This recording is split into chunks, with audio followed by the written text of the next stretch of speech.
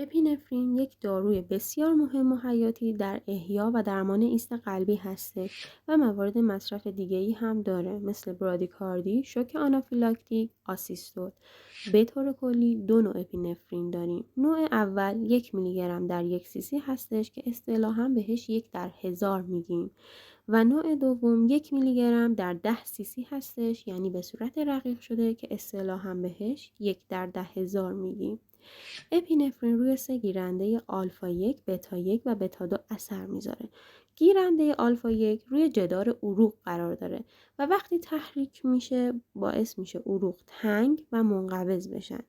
گیرنده بتا 1 روی قلب هستش و وقتی تحریک میشه باعث میشه تعداد ضربان قلب بالا بره.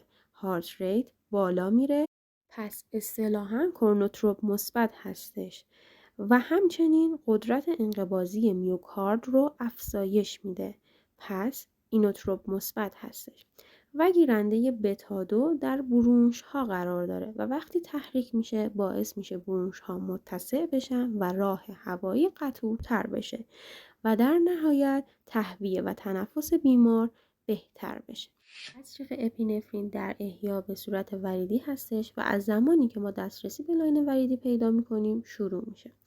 در احیا از اپینفرین 1/10000 استفاده میشه و اگر اپینفرین 1/1000 داشتیم باید در سرنگ 10 cc رقیقش کنیم و به صورت فلاش یا بلوس تزریق بشه.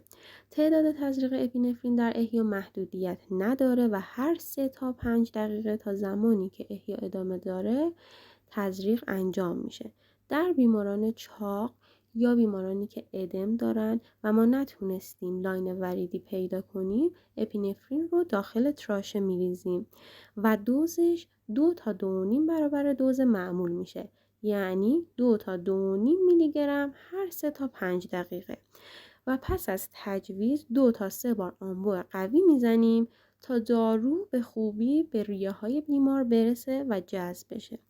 اما در درمان فوری شوک آنافیلاکتیک حاد برخلاف احیا از اپینفرین 1/1000 استفاده می‌کنیم و نکته مهم این هستش که به صورت بیشتر عضلانی و گاهی هم زیرجلدی باید تزریق بشه. به هیچ وجه تزریق وریدی در شوک آنافیلاکتیک نداریم.